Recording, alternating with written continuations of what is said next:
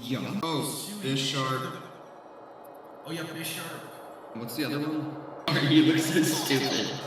You look so dumb, bro. I don't think either of us want to do that anymore, so we're gonna bow out at 996.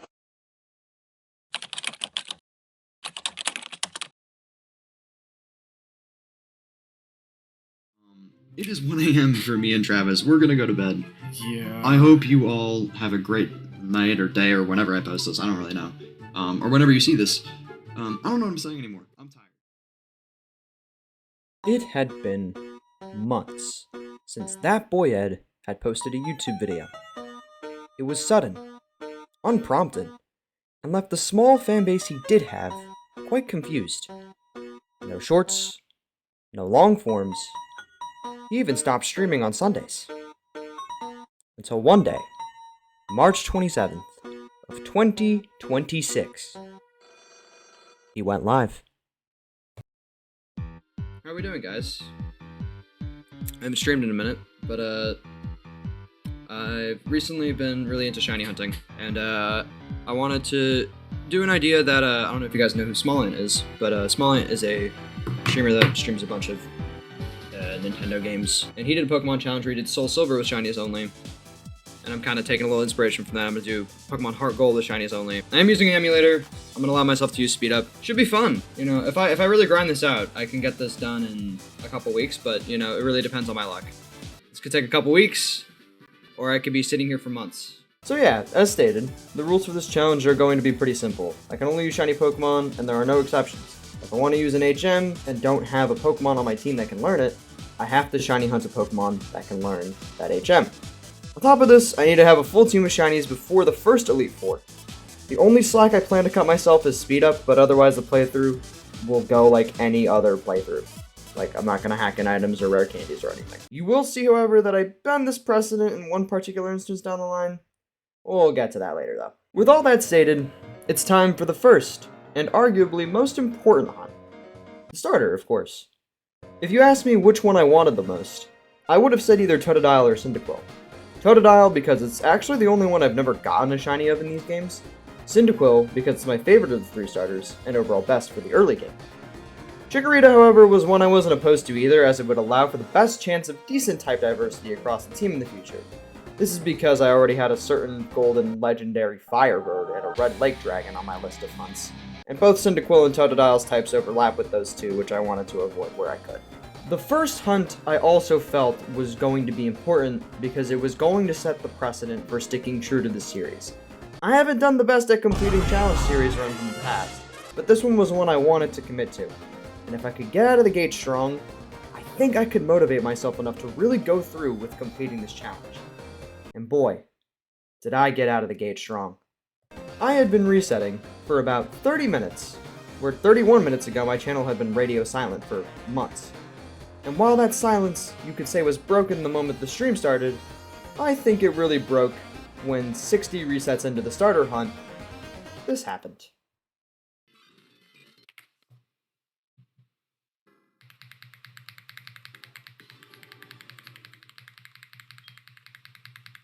There we go, we're 60 resets in now. Oh my fucking god.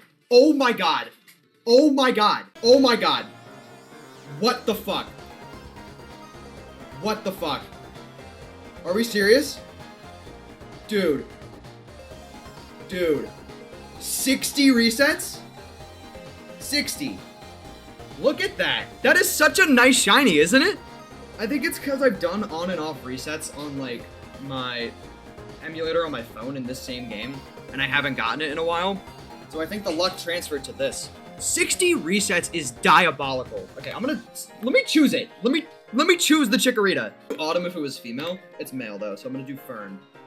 I love this game too, because it shows up in as an old overworld sprite. Just like that, the run had officially begun. Fern was now our first team member, and we set out from home on our way to Cherry Grove, and to Mr. Pokemon's house, of course, where I run into a friend from a past life, Professor Oak. He doesn't know it, but me and him go way back.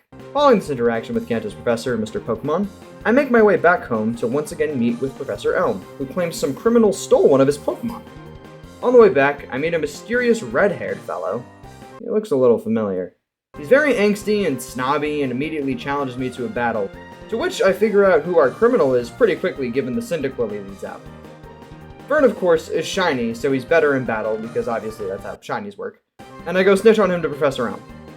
Before I even get to hold a conversation, this fat, disgusting pig of a police officer tries accusing me, of all people, of this heinous Team Rocket level crime. Lyra, however, tells him to shut the fuck up, and that he's being downright ludicrous, to which he silently agrees and leaves me alone. I'm finally able to report the details properly, and since that idiot dropped his ID after the battle we had, I have his name, which is JC. In reality, my friend from college, who we'll call JC, joined the chat and started trolling me, so I named him after the rival, but we're gonna ignore that. It was then I realized, despite how early in we were, Fern needed a partner. Yeah, the first one's flying type, so my Chikorita's gonna suck against this. Dark Cave offered two really good options for the first couple gyms, that being Zubat and Geodude.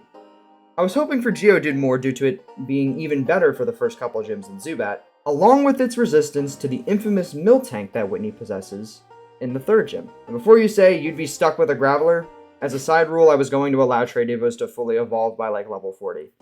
I figured this was permissible since Golem is good, but not like overpowered or anything. Zubat, however, was still pretty good and has a slightly better shiny in my opinion, so I was happy with either, mainly wanting Geodude. Only thing I didn't want was the 1% chance at that thing. I got started though, and got comfortable because following the insane luck our little Fern brought us, I had a feeling our next teammate was going to make us wait a little longer. But a couple days later, and after a little over just 2,000 encounters, we lucked out again.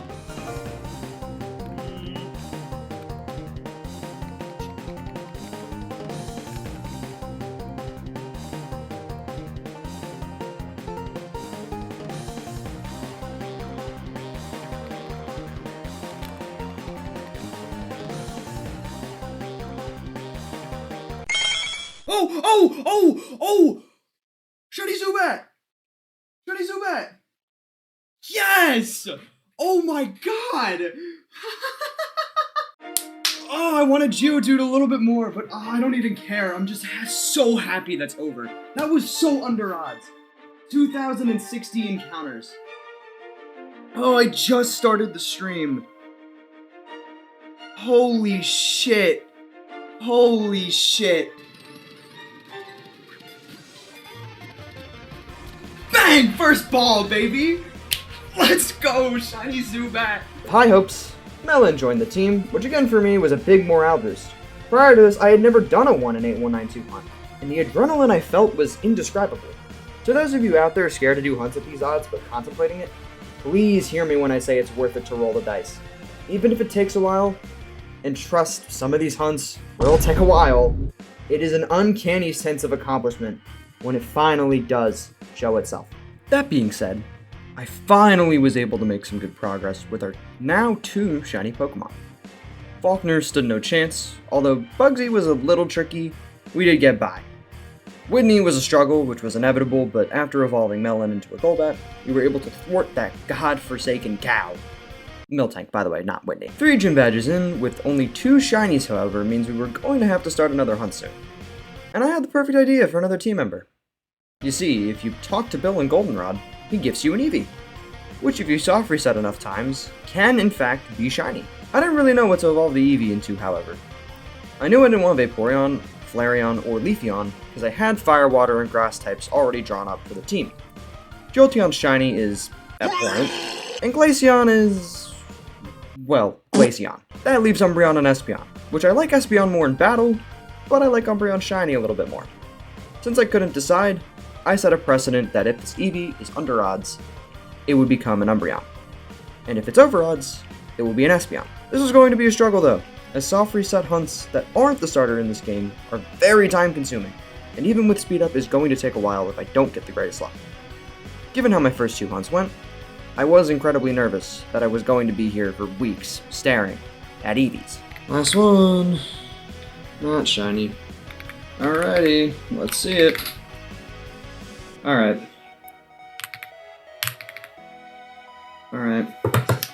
No luck yet, so my longest stream of hunting the Eevees, and the most Eevees I've hunted on one stream, that's 3. To my knowledge, we did not get the shiny. Wait. Before I show you the rest of the clips of me trying and not succeeding at this hunt, remember when I said this earlier in the video? See, however, that I bend this precedent in one particular instance down the line?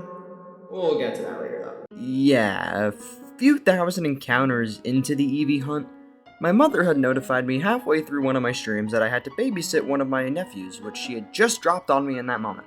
No shade, Mom. I didn't want to be rude, so I decided to end stream early. I suppose in my mild frustration, I had subconsciously saved the game after grabbing one of my Eevees. Because when I came back to hunt the next day, this is what I saw. It's disgusting. Excuse me. Wait.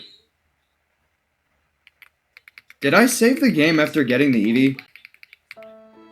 No! What? This is where I had decided to bend my precedent of keeping the playthrough as normal as possible, except for speed up. And I had gone in and reverted the flag check for Bill's Eevee so I could continue doing resets for the Eevee. I had spent so much time on this already, and I would rather this than pick something else up that I did not want nearly as much as the Eevee. It would have felt like a waste of time. What's annoying is while I was explaining on stream my frustration at the situation and doing more resets while doing so, turns out my OBS had completely glitched, and even though it said I was live, there was no broadcast up on my YouTube channel. So I had done a bunch of resets off stream, unintentionally, while yelling at myself for ultimately no reason, which led to this outburst. Over 100 encounters off stream on accident. And I'm going through a mental breakdown right now over a fucking Pokemon game! Oh my god. So not only was I struggling with this moral dilemma over a game that's literally made for kids, but my goal of streaming literally every single encounter on stream had also sort of gone down the drain because I had accidentally done a bunch of resets off stream because my OBS glitched. But good times only come with some trials and tribulations, so anyways, here's more clips of me trying and failing at this hunt. Alright. No luck yet. 5,000 EVs. Is it shiny? It is not. Is it gonna be it? It's a female. I'm gonna hit summary, I'm gonna spin around in my chair, do a little spin. It's not shiny.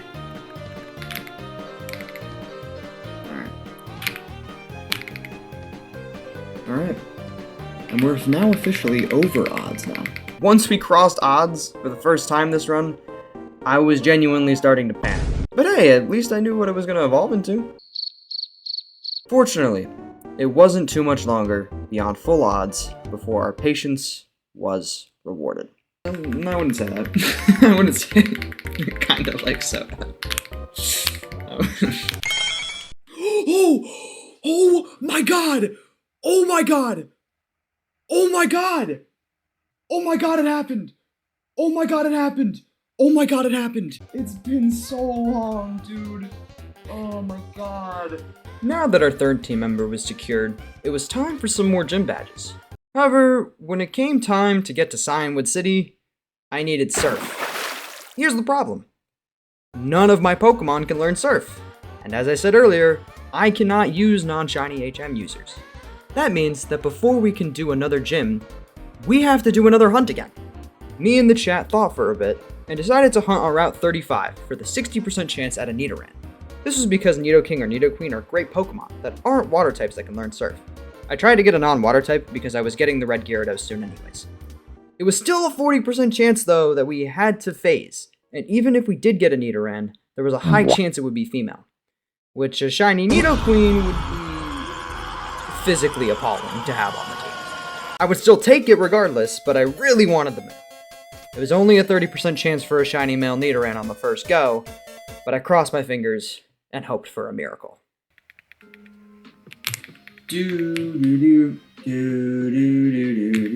That's Goldenrod City's theme.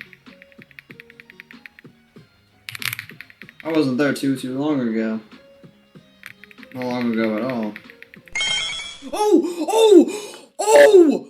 Oh my god! Oh my god! We did it! Let's fucking go, we got it tonight. Let's go! And it's under odds. You have no idea how happy I am that this is the male one. Oh, sorry, I want to get it in a great ball or a net ball. 1, 2. Okay, watch it shine again though. It sparkles again. Also, yes, I will be naming it Odin. 1, 2, 3. Odin is ours! Using a Moonstone I grinded for at the Pokeathlon Dome, I was able to fully evolve my Nidoran and progress thanks to my beautiful blue Nidoking with Surf. Woo! God, that is such a good shiny, dude. After beating Jasmine and Chuck, we very quickly grabbed our next team member, that being the Red Gyarados, of course. No way! Shiny first encounter, oh my god! We then cleared out the Team Rocket headquarters where Fern finally became a man, and after a couple more gym badges snatched from the jaws of Price and Claire, it was time to complete the team before I go challenge the Elite Four. And this was the hunt I, along with probably a lot of you, were waiting for. Ho-Oh. Ho-Oh has always been one of my favorite legendaries ever since I was a kid.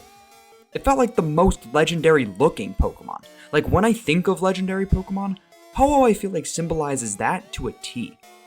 It was another soft reset hunt though, and given that Nidoran was under odds, another long hunt was inevitable, and I was probably going to spend weeks until this beautiful bird shines that golden hue. But what if it didn't take weeks? You see, I think Ho-Oh felt the amount of appreciation I had for it, because although I counted myself out, Lady Luck had not sung her last tune.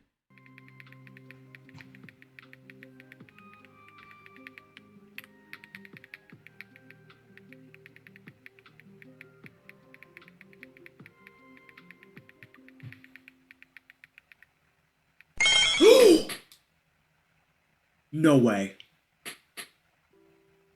There's no way. I have no words. I can't even react right now. I'm so tired.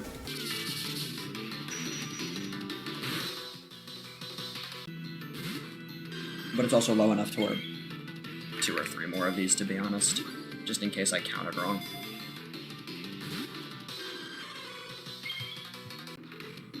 We'll take it.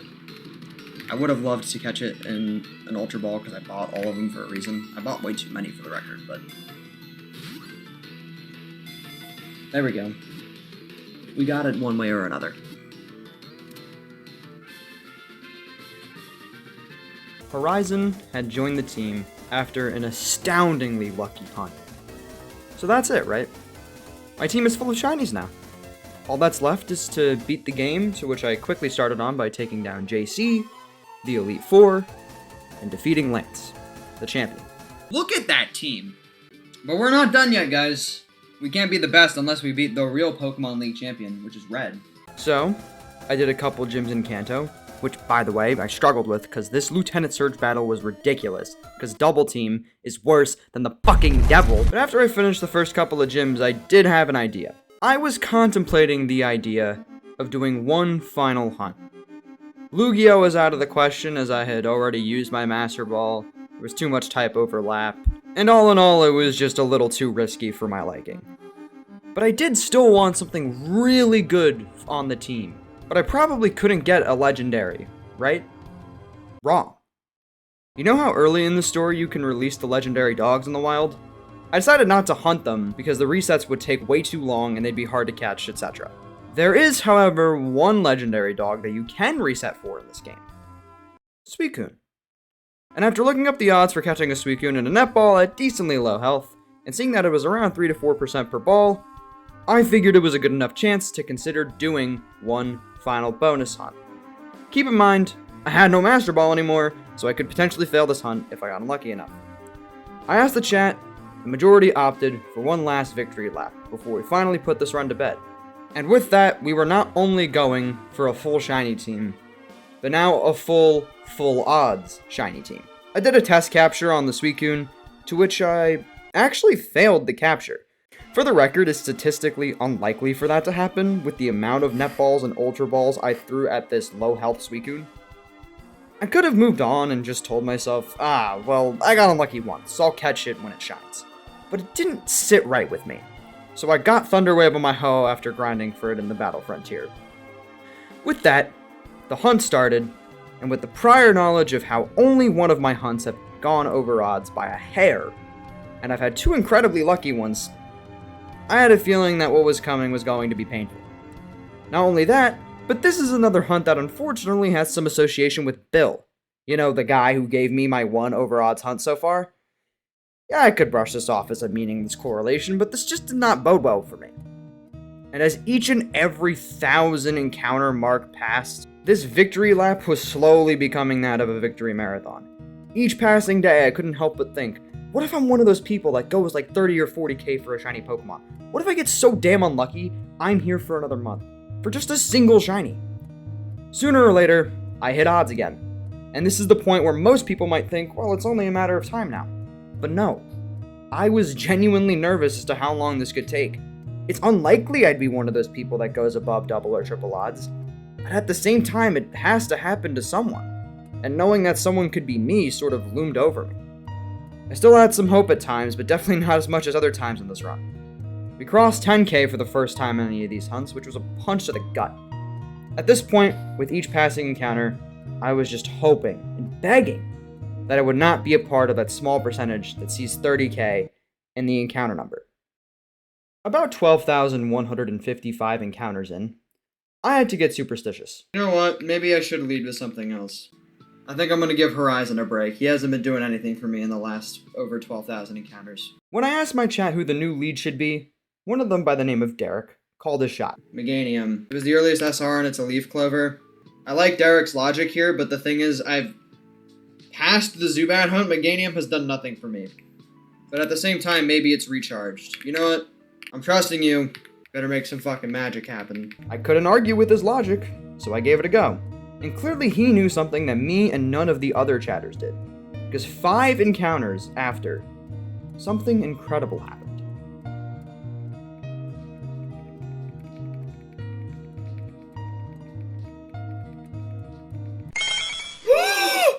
No fucking way! No fucking way!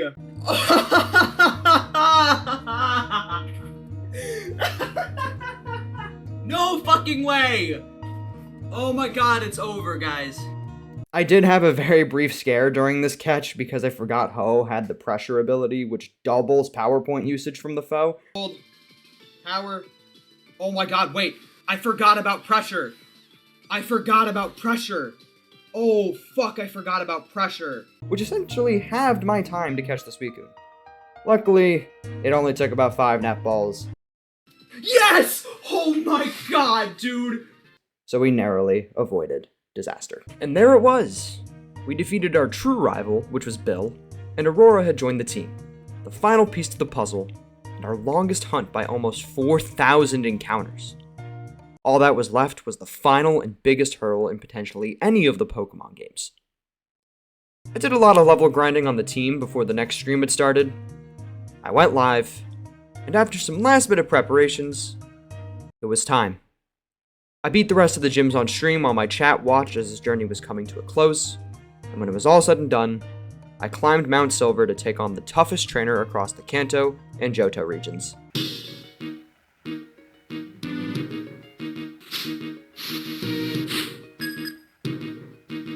Yeah, I kind of lost a few times to Red. This took like an hour. My team, while great looking, was still just too under leveled to split the difference, unfortunately, without using a ton of heals. Eventually, we finally got a good attempt, and Johto's new team of beautiful looking champions had taken their rightful throne. And that's all she wrote. That's Pokemon Heart Gold with only shinies. This process took a little over a month total to acquire the full team, and while it was brutally long, this easily is my most accomplishing Pokemon challenge I've ever completed. If you're new here, please subscribe, like, and potentially share this video with a friend. I put an ungodly amount of time into not only the actual hunting, but the editing of this video, so any support is greatly appreciated. Quick shout out to Nick, Evan, Alex, Derek, and Midnight, who showed up to so many of the streams and suffered with me live. They genuinely made the process so much more tolerable and made this experience what it was. Check out my VODs under the live section of my channel if you're someone who likes to keep videos on in the background while you do other stuff. And yeah, that's all I got. Comment your favorite member of the team if you made it this far, and thanks again so much for watching. Bon voyage.